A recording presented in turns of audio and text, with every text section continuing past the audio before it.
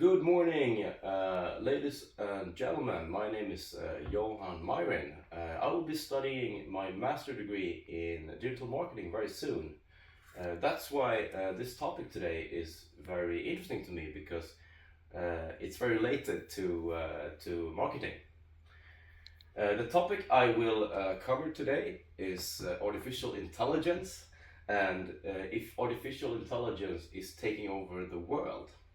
I will talk about and explain AI abundance, what this means. I will also talk about the effects in the future with AI, and I will talk about advantages and disadvantages with AI. So let's get started. Right.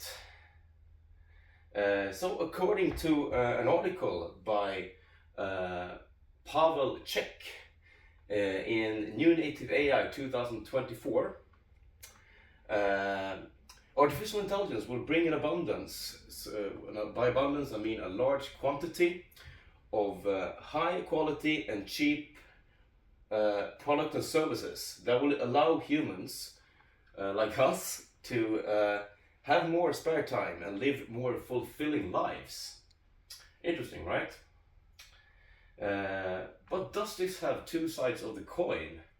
Will this actually enrich our lives, or will, in the sense that we will we'll get better lives, or will we only get partially better lives, or will it actually destroy our lives? The end of the world, like Terminator and Arnold Schwarzenegger.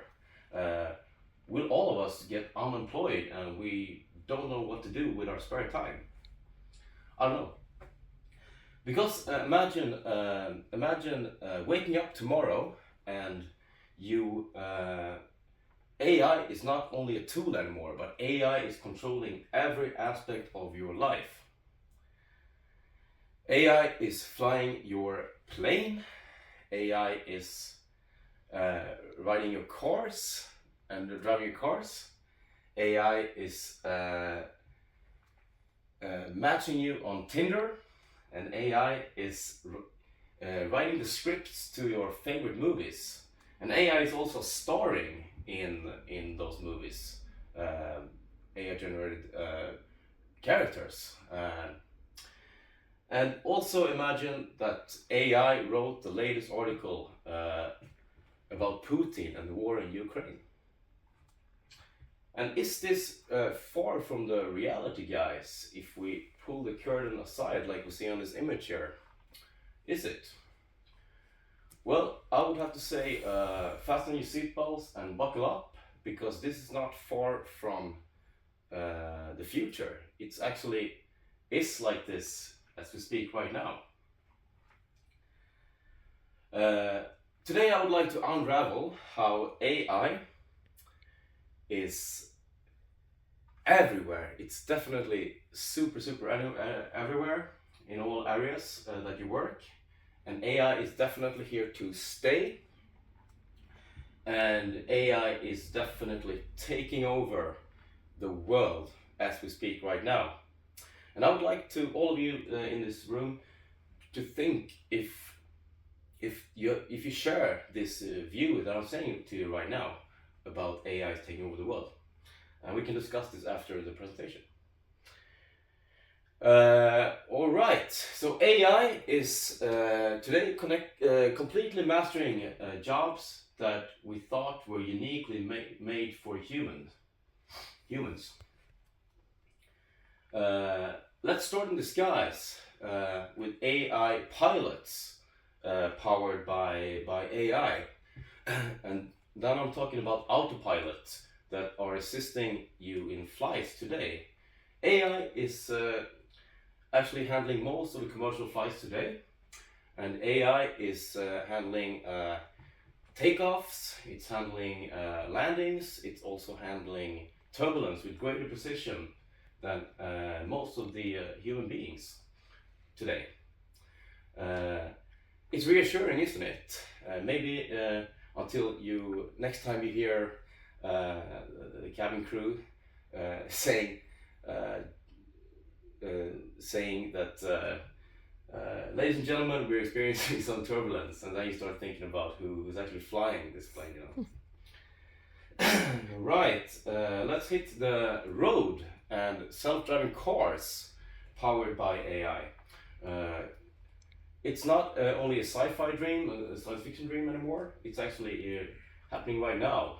Companies like Tesla and Waymo are sending out cars completely driving themselves, and you know, they use AI to navigate in traffic, to avoid obstacles, and recognize pedestrians walking on the street. And the thing is with self-driving cars, it's if we take this scenario for an example, that an AI is powering a system and driving and sees a jaywalker. How does it decide How does it decide how to swerve into a pole, or you know, hit the jaywalker? That's a question. And if we talk about this from legal terms, who bears responsibility? Is it the actual AI robot, or on one hand, or is the actual human in the driving seat? That's also a question that we have to deal with legally in the future, I think. Alright, so let's fire it up, guys, and hit the love scene. Apps like Tinders are using algorithms which analyze your every move. They analyze your preferences, your swipes, and even the time of day that you are most active in order to match you with potential partners. And yeah, that's a bit scary, isn't it? So Tinder is not only like a matchmaker nowadays. It's actually a digital robot with a PhD in data science, you know. But let's take this down to reality here. Tinder will never be able, the algorithm will never be able to ensure that there will be no awkward silence on your first date. That's of course. Alright, guys. AI is also invading Hollywood with writing their own scripts and starring in their own actors. So they're first writing the scripts, and then they are acting also with AI without any human interaction. This is actually eliminating the need for actually humans actors in most cases, or in some cases. So for example, if you take Tom Cruise here on the image, why would you choose a human when you can choose an AI generated actor which never sleeps, never complains, and works fully for free?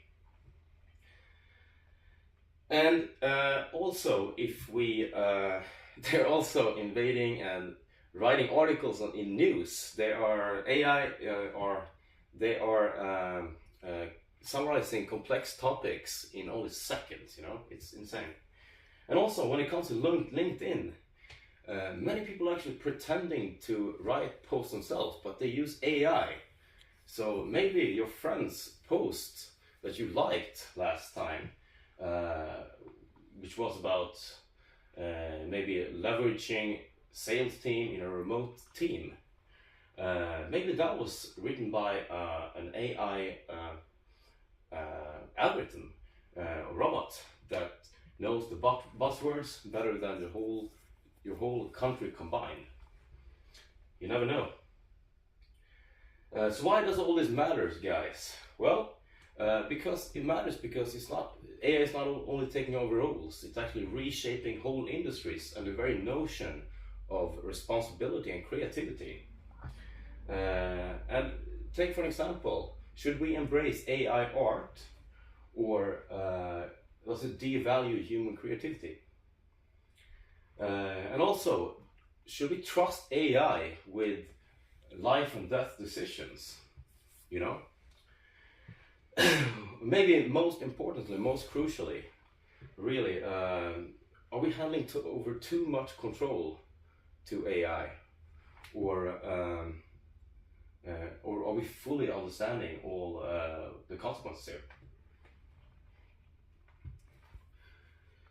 This is a quote by James Cullen, 2024. When AI flies your plane or chooses your soulmate, you're placing faith in a system that doesn't feel or care.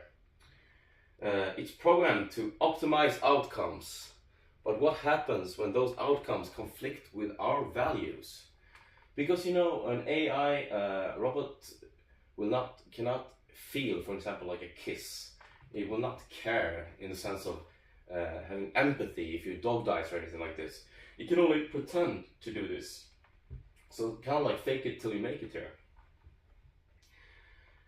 But on the flip side, what's plus about this, Well, definitely it will free us of repetitive tasks. It will not arguably do so. It will give us more spare time, and in that sense we can live more fulfilling lives now.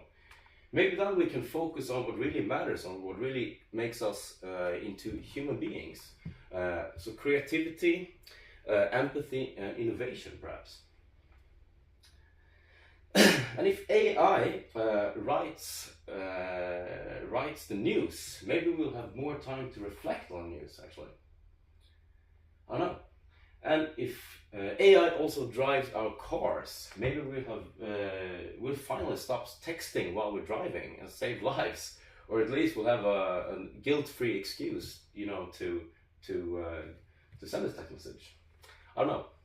Well, whether this leads to a dystopia of or a utopia of everything is perfect in this life, or a dystopia of havoc and of at the end of the world, just like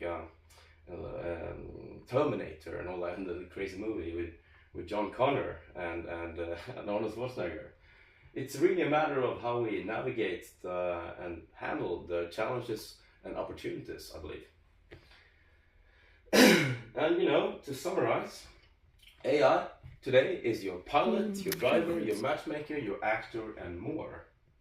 And hey guys, if AI can write a script and star in a movie, just like Brad Pitt here on this image, maybe AI in the future will write and star in a speech like I'm having right now for you guys. I don't know. But until then, I'm actually glad to keep the human touch.